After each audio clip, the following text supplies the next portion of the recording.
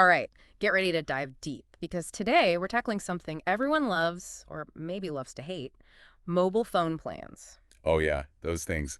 They can be a real headache. It really can. So, to help us navigate this maze, we're going to be dissecting a YouTube video. Oh, cool. Which one? It's called English Boost Level Up Your Skills. The specific episode is English Podcast Conversation Episode 03. Catchy title. Right. But the cool thing is, it uses this scenario of someone shopping for a phone plan in the US to teach English. So we're getting a language lesson A&D, a deep dive on phone plans. Two birds, one stone. Exactly. So, right off the bat, the video highlights the two main types of plans we see out there: prepaid and monthly rate. And prepaid plans, those are way more common outside the U.S., Yeah. right? Basically just buy minutes up front, almost like a currency. Yeah, it's like loading up a digital wallet with talk time. You use it till it's gone, then top it up. The video hosts, they were actually living in China at the time, and they mentioned how popular prepaid is over there. Which is interesting, right? Makes you think about how different countries adopt technology in different ways. For sure. But here in the US, it's all about those monthly rate plans. You know, fixed fee, set minutes, texts, data, then you get a bill at the end of the month. And what's fascinating is the video links this whole monthly rate thing to the widespread use of credit cards in the U.S. Like, maybe our financial systems actually influence how we buy our mobile services. Whoa, that's a really good point. It's like, did monthly plans get big because of credit cards, or was it the other way around? Chicken or the egg, huh? Cheap stuff. Oh. But hey, let's get back to the video. Our shopper is looking at a plan, this mega value $40 plan.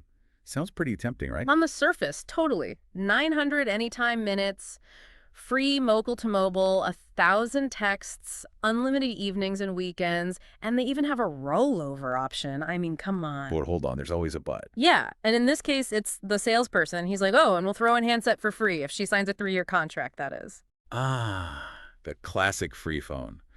Now, the video does a good job explaining what a handset is, for those who might not know. It just means the physical phone itself. Super helpful for English learners for sure.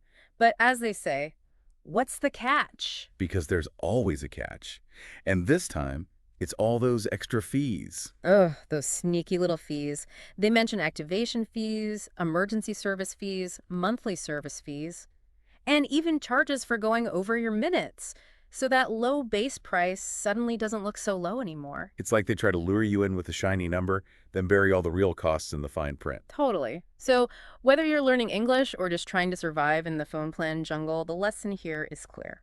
Read that fine print. Absolutely. Understand every cost before you sign on the dotted line, because those seemingly small fees, they can add up fast. So true. Oh, and you know what else was really interesting in the video? The part about cultural differences in phone etiquette. Oh yeah, like whether or not it's rude to answer your phone in a meeting. Exactly. Apparently in the US, it's a big no-no. People rely more on voicemail here. But the video hosts, remember they were living in China, they said over there, it's actually considered polite to answer right away. That's such a contrast, right? It really shows how tech doesn't exist in a vacuum. What flies in one culture might be totally different somewhere else. Absolutely. So even something as basic as a phone call can be totally loaded with cultural meaning. It makes you wonder about phone etiquette in other countries, right? Yeah. Like, is voicemail even a thing everywhere? That's a great question, and it highlights how important it is to be aware of these cultural differences, especially as our world gets more and more interconnected. It's like tech adds this whole other layer of complexity to communication, which is already complex enough as it is. We have to be mindful not only of the words we use, but also of the cultural context, you know? For sure. Okay, so we've talked about prepaid versus monthly, those sneaky fees, and even dipped our toes into cultural waters. But our shopper in the video is still trying to figure out which plan is best for her. And that's the million-dollar question, isn't it? What are the pros and cons of each option? What factors should we even be considering? Those are fantastic questions, and those are exactly the questions we'll be tackling in the next part of our deep dive. We'll unpack the different features, weigh the costs and benefits, and hopefully, by the end, you'll have a much clearer idea of which plan is the perfect fit for you. So stay tuned for part 2, where we'll keep unraveling the mysteries of mobile phone plans and help you make a truly informed decision. All right, welcome back to our mobile phone plan extravaganza. Last time, we left our shopper from the video trying to decide prepaid or monthly rate. Tough choice, right? For sure. So how do you even begin to weigh those options? What are the key things to think about? Well, I think the first thing is, honestly, just look at how you use your phone. Are you like constantly on calls or is it more for quick check-ins? Okay, yeah, that makes sense. And then think about texting. Are you a big texter Sure. or do you mostly prefer to just call people? Right, right. And of course, we can't forget about data. Especially these days. I mean, how much do you rely on mobile data for? Like browsing the web, streaming videos, all that stuff. It's so easy to get caught up in all the bells and whistles of these plans, but if you're not actually using those features, You're basically just wasting money. exactly. So if you're someone who doesn't use a ton of minutes or data and you're mainly on Wi-Fi, Prepaid might be the way to go. yeah, You pay for what you use, no contracts, nice and simple. that makes sense. But what about the people who are glued to their phones, like streaming, working remotely, all those data-hungry apps? Wouldn't they be better off with a monthly rate plan? Probably, yeah. Especially heavy users. Monthly rate usually makes more sense. You get that predictable bill and you know exactly how many minutes, texts, and data you have. Easier to budget that way. Plus, like we said, those monthly rate plans often have extra perks like free mobile-to-mobile or rollover minutes. Right, like that mega value plan, remember? Mhm. It sounded pretty sweet Yeah. until you factor in the hidden costs. Oh man, don't get me started on those fees. Activation fees, emergency service fees, overage charges. It's like a minefield out there. Totally. So the big takeaway here is be informed, do your research, compare plans, and for the love of all that is good, read the fine print.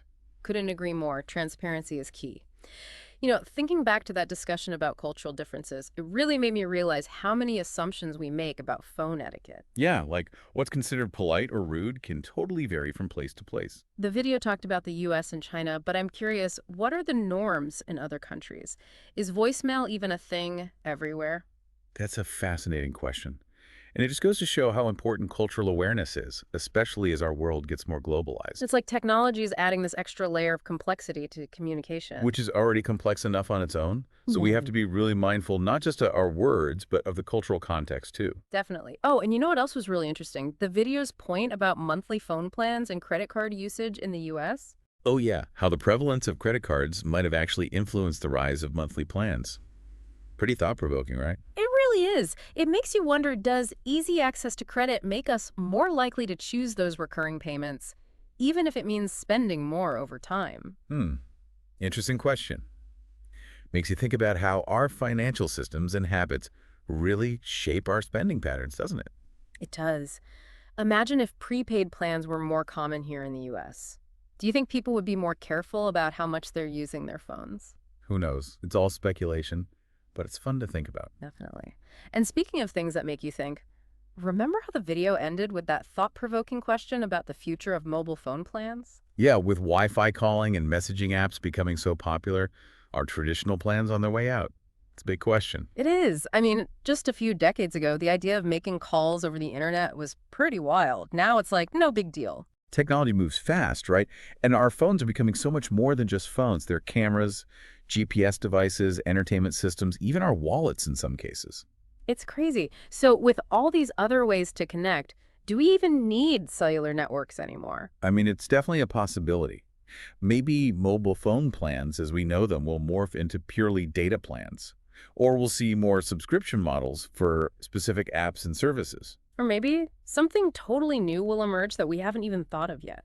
The video got me imagining a world where our devices just seamlessly connect to whatever network is available, optimizing everything behind the scenes. No more data limits, no roaming charges, no dropped calls. Sign me up. Right. But as cool as that sounds, we also have to consider the potential downsides. Oh, absolutely. We have to ensure equitable access for everyone and think about how to protect our privacy and security in this increasingly interconnected world. It's a good reminder that technology is about so much more than just cool features. It's about how it impacts our lives, our communities, and the future as a whole. You hit the nail on the head.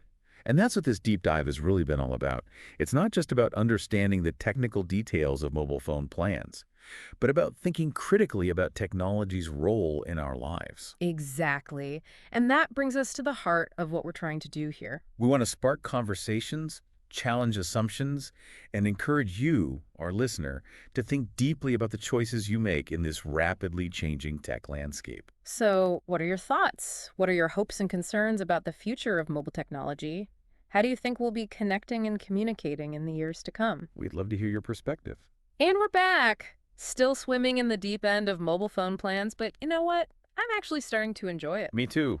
It's way more interesting than I thought it would be. Right, who knew there was so much to talk about? Yeah. And speaking of things to talk about, remember that question the video ended with about whether traditional phone plans are becoming obsolete? Yeah, it's a big one. I mean, think about it. Wi-Fi calling and database messaging apps are already so common. It's true. My niece, for example, she wouldn't even know what to do with an SMS message. It's kind of crazy how fast things change. Oh. So, if voice calls and texting become less and less important, what does that mean for the future of the mobile phone plan? Good question. Will we just end up with purely data plans? Like that's all we pay for? Maybe? Or we could see more of those subscription models for specific apps.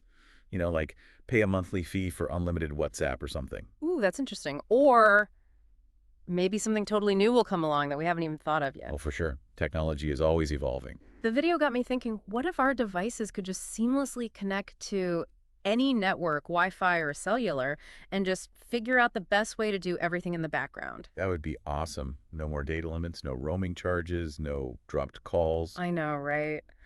But as cool as that sounds, there are definitely some potential downsides to consider too. Oh, absolutely. Like, how do we make sure everyone has equal access to these advanced technologies?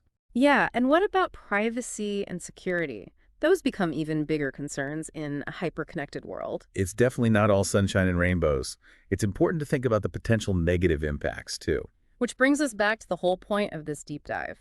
It wasn't just about, like, figuring out which phone plan to choose. It was about taking a step back and looking at the bigger picture.